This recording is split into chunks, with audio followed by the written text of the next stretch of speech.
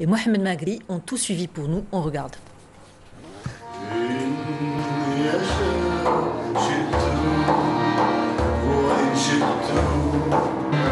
Il a donné le ton de ces 9e nuits du Ramadan à El Jadida.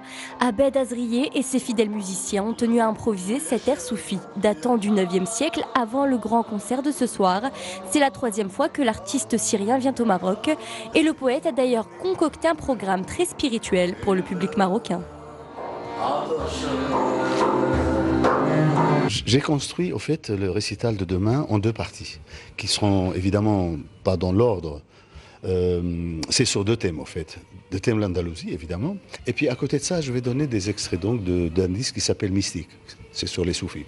Il y aura de Rabia al-Adawiya, une des premières.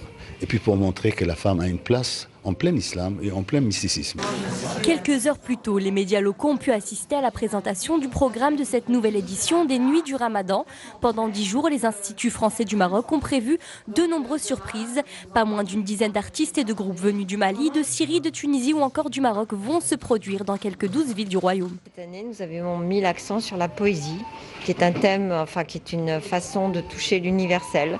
Et c'est ce qui nous a animés, surtout dans des moments de tension. Il y a un souhait pendant cette période d'avoir des événements culturels, mais des événements culturels qui sont en phase avec ce moment de recueillement, ce moment de spiritualité.